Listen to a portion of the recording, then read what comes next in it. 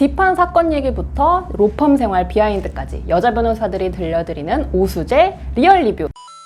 다들 보셨죠? 너무 재밌게 보지 않았어요? 주변에서도 너무 재밌다는 얘기 많이 하더라고요. 너무 예뻐요. 그러니까요. 너무 예뻐요. 저희가 시청자분들이 궁금해하셨을 것 같은 거, 저희도 너무 재밌게 봤던 포인트. 이거는 진짜 로펌 생활이랑 똑같아. 아니면 이거는 조금 극화됐다. 이런 부분들 OX 퀴즈 같은 걸로 한번 풀어보겠습니다.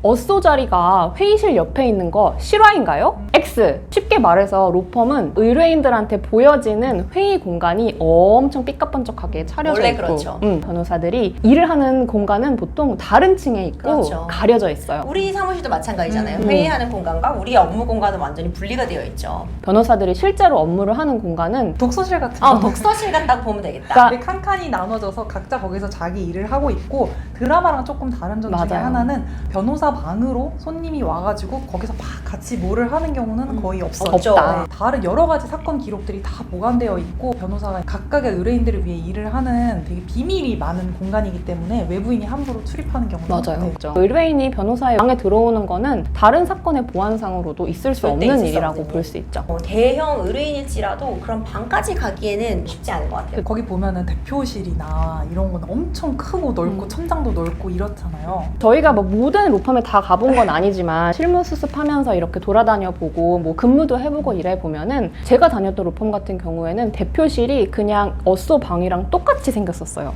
그냥 조금 더 큰 공간에 책상 하나 정도 더 놓여 있는 정도? 왜냐면은 워낙 회의 같은 게 많이 있으니까 최태국 회장님처럼 하늘을 찌를 것 같은 천장이잖아요. 그런 방은 저는 다른 로펌들에서 본 적은 없는 것 같아요. 우리나라에 있으면 대형 로펌이라고 하는 뭐 김앤장, 태평양 이런 곳들 가보면 다 회의실이 굉장히 삐까뻔쩍하고 제작진들이 최태국 회장의 위엄을 보여주려고 하는 극적인 장치였던 것 같아요. 그 중에서 보면은 오수재 변호사가 제가 뭐 증거 확보했습니다 이러고 막 녹음한 거 막 꺼내오고 막 하잖아요. 의뢰인은 그 녹음의 존재도 알지 못하는데 변호사들이 이렇게 명탐정 코난처럼 수사를 하고 돌아다니는가?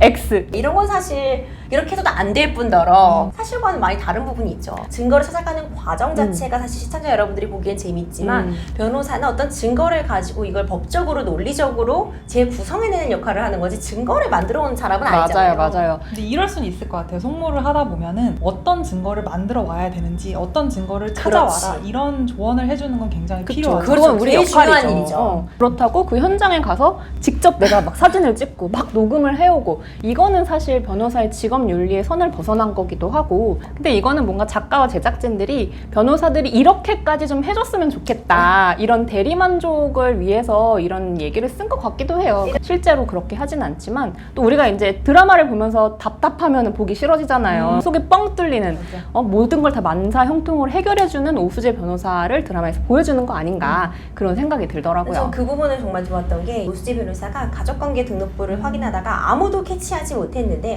아이들 나이 차이가 1년이 나지 않는다. 이건 뭔가 이상한 부분이 있는 거 아닌가? 이걸 캐치한 부분은 사실 변호사로서도 필요한 역량이고 이런 부분 그냥 나이가 쭉 나와있어 가족 맞네 여기서 끝나는 게 아니라 한 번씩 확인해보는 거니까 나도 맞아요. 이런 부분은 한번 생각해볼 수 있겠구나 이랬던 포인트였어요. 맞아요. 실제로 저도 사건 수행하면서 의뢰인분들이 가져다 준 정보를 기초해서 로드뷰 사진을 진짜 그 동네를 다 샅샅이 본 적이 있어요. 근데 거기서 뭔가 이상한 점이 포착된 거예요. 그래서 제가 그거를 발견해서 의뢰인분한테 이거 좀 이상하다. 여기 가서 이걸 추가로 확인해달라. 이제 이렇게 요청해서 사건이 완전히 새로운 국면으로 풀린 경험이 있어요.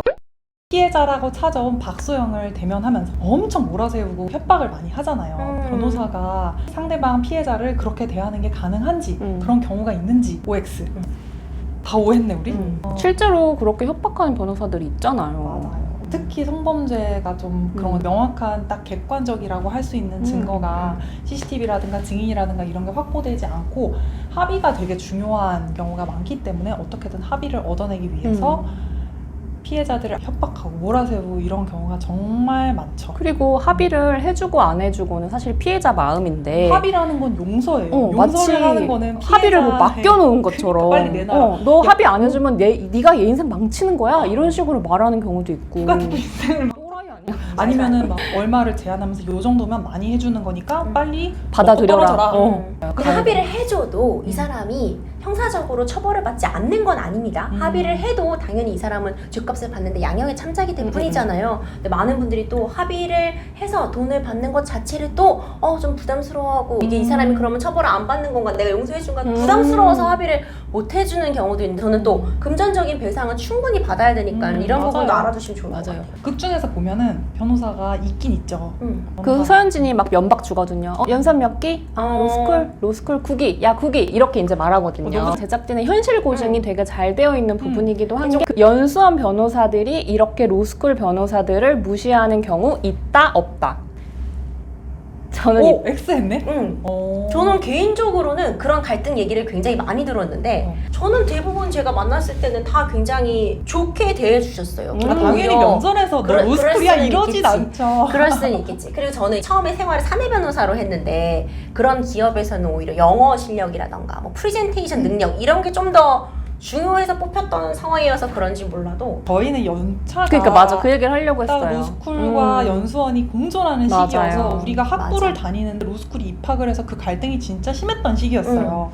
같은 이제 친구들이 연수원도 많이 가고 이제 로스쿨을 간 친구들도 많은데, 한창 연수원 이제 나온 친구들이 불만이 진짜 많았죠. 그리고 저희가 이제 T부 4기 정도 완전 로스쿨 초창기 기수인데, 그때만 해도 급여를 다르게 우리 때는 준다거나 급여를 다르게 줬었던 네. 때가 있었지. 막 반값으로 쓴다거나 맞아, 이런 맞아, 맞아. 경우도 반값 솔직히 변호사다, 있었어요. 이런 얘기가. 솔직히 있었는데 맞네. 근데 이제 지금은 로스쿨과 연수원 간의 갈등이라든지 이런 거는 옛날에 비하면 전혀 없어진 것 같기는 해요. 그렇게 생각해보니까 저도 바꿔야겠네요. 뭐로 해야겠네. 그 시절이 있었네. 네, 그랬던 시절이 기억 못하는 있었는데 거 있었네. 이제 기억을 못- 못하게 된 게 얼마나 다행이에요. 뭐 출신이 문제가 맞아. 아니라 그 사람 개인의 역량이 맞아, 중요한 맞아. 거다, 이런 인식들이 있어서 이제는 그런 게 조금 없어졌다, 이렇게 정리할 수 있을 것 같아요. 또 연차에서 차등을 줘서 처음에 취직을 했었네요. 그럴 수 있죠. 연수원 출신과 이 로스쿨 출신 연차에서 차등을 줬어요. 있네. 그러니까 다시 수정하겠습니다. 바꿔요. 하나, 네. 둘, 셋. 근데 우리가 아까 하던 얘기가 뭐였냐면 피해자 변호사 얘기를 하고 있었어요. 근데 우리 유어스 법률사무소, 우리 이웃집 변호사 채널에서 꼭 얘기 드리고 싶은 거는, 피해자한테도 유능한 변호사가 반드시 반드시 필요하다는 붙어야 사실. 피해자 대리인이 누가 있느냐에 따라서 협상 과정 자체가 아예 완전 달라요. 달라져요. 예를 들면 제 구체적인 사안에서 그런 상황이 된 피해자분이 오셨어요. 그러면서 명함 하나 받았다고 합의할 생각이 있으면 여기에다 전화를 해달라고 했대요. 명함을 딱 보니까 변호사 명함이 일단 아니에요. 그래가지고 그럼 제가 이제 얘기를 해도 일단 거기다 전화를 해서 담당 변호사 누군지 그분을 전화를 바꿔달라라고 해서 이제 저랑 그 변호인이랑 직접 얘기를 하는 상황이 된 거죠. 네. 만일에 그러지 않았으면 피해자 아찔하다. 본인이랑 변호사 아닌 그분이랑 맞아. 어떤 상황인지도 모르는 방향으로 흘러가. 이 드라마 보면서 딱 제가 생각했던 게, 내 의뢰인이면 절대 저 협상 테이블에 안 데리고 치지 나간다. 않지. 다 그 당연히 생각했죠. 변호사만 나가죠. 내가 혼자 나가서 딜을 하고 오면 되지. 왜 그런 수모를 겪어야 돼? 그런 수모를 뭐하러 겪게. 뭐 그 저희는. 스토리는 뭐 여기 드라마에서는 또 3, 4화 이후에 그쵸, 자세히 그쵸. 나오기는 하지만 현실에서 우리 의뢰인이라고 하면 당연히 우리가 총 떼매고 나가서 해결하고 오는 거지. 당연하죠.